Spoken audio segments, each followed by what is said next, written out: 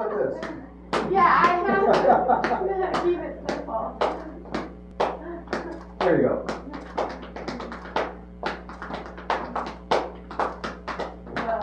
Oh, he makes that look so nice.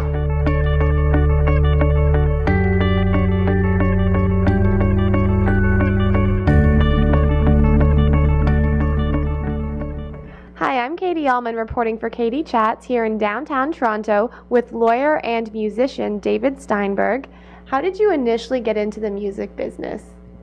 Oh boy, when I was a young guy, I grew up here in Toronto, in central Toronto. Right across the street from me there was a guy named Joe Rockman, who was a bass player. He was 5 years older than me. And that's his real name, by the way, Joe Rockman, which is kind of funny. And Joe ended up playing with Jeff Healey for many years, actually right up until the time that Jeff passed away. And around the corner from me was Michael Zweig, who is an excellent guitar player. He actually works with Burton Cummings right now in his band. So it's kind of interesting. The three of us got together as little kids, we did our thing, and that was kind of the beginning for me. That's when I was about 14 years old. You played in so many different bands throughout the 70s. Can you tell me how you went from one to the next? Sure. After doing the sort of cover band thing, I started doing original music in a little group that I had with James Gray, who was with Blue Rodeo for a long time. A lot of name dropping here, it's great. And we did original music when we were about 16 years old, and then the punk new wave thing entered my life around 1977.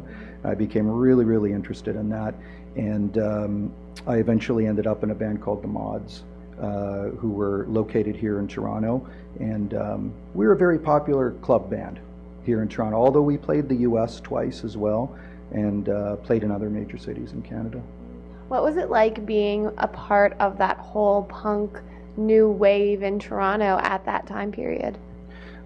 It's difficult to explain. I always say this to younger people because of the heavily sort of politicized environment that was surrounding us at the time. You know, the music that you listened to had politics attached to it, and it was a different time because there was so much hatred of what we were doing. And in fact, all we were doing at the time was just taking music and simplifying it and doing it in its rawest sort of form.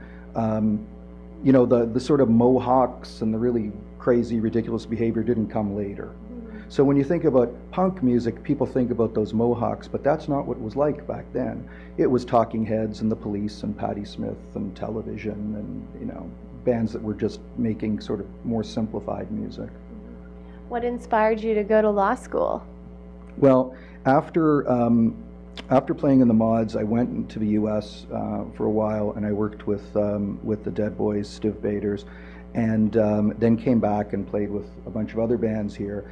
And the mid-'80s was a really, really difficult time to be a drummer, which is what I was, because the machines were literally taking over. You know, it was all mechanized, it was all computerized. And if you didn't play like a machine, or you were being replaced by a machine, it was something else machine-oriented. So it was a really, really ugly time to be a drummer in music. And the money was very, very inconsistent, of course. You know, you hear that from anybody that played in a band. So I decided that that was the time to get off the train and do something different. How have you been combining your musical talents with your law degree? Very gingerly. I represent some people in the music business, and it's a little bit easier, I think, for me to do that just because I know what they've experienced to a certain degree. I mean, everybody's situation is personal to them, but if you've ever had to do a lot of those things, record, tour, travel, you at least have an appreciation of some of it. And obviously, if you've ever been ripped off, you know what that feels like, and I think that's pretty universal to people in our industry, unfortunately. What's it like representing Rush? It's really been interesting and fun for me because I love them so much. They're amazing musicians and amazing people. What advice would you give to someone who's going into entertainment law? I think you need to be able to deal with the personalities, how wildly divergent they are, how crazy they can be, how passionate they can be. It's very much a personality-driven type of practice, and it's quick and it's fast-paced and it can be very intense. All the kind of stuff I like. And what is it like doing film work as well? How does that differ from the music work that you do in law? The film work tends to be more financing-based. Music is more deal-based. It's individual things that are happening, whether it's management contracts or publishing contracts. Film, we tend to do everything, and it's a huge project. Every film project is a huge project. We have to deal with cast contracts, directors, we have to deal with guilds, we have to deal with distribution and banks. So it's in many ways a combination of a lot of different areas of law, corporate, finance, tax, etc. All that great stuff. And do you still stay musical on the side? Yeah, I'm playing a lot actually right now. My kids are getting a little bit older, so I've got more time to spend out of the house. And so I've done reunion shows with the Mods, with the Jitters, who was the band I played with in the 80s. And I work with a band now called Arson, who were also a 1977 punk band. So these are guys that I've known for over 30 years, all very, very well-behaved people, really, really good players, and so that's what I'm doing. And where's the best place to find out more information on you and the exciting work that you're doing online? Well, you know, it's funny, I have a Facebook page, and I don't use it for any of my professional activities, only my music stuff. Ah. So if anybody's interested in my music stuff, they can check out my Facebook page. That's the best place to sort of talk about music and things like that. And other than that, I just leave my professional life to our firm website. Perfect. Well, thank you so much. Congratulations on such a diverse and interesting career, and best of luck in the future as well. Thanks very much, Katie. I'm Katie Allman reporting for Katie Chats here in downtown Toronto.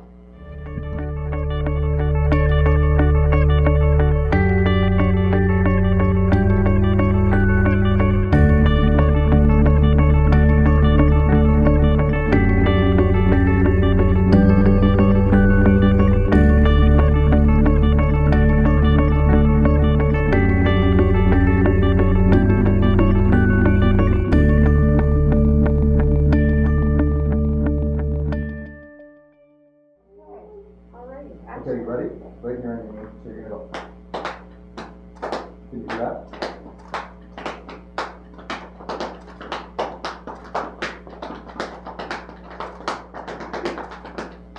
Hey, I can run out. All right, how about this? Yeah, I have to keep it simple. There you go.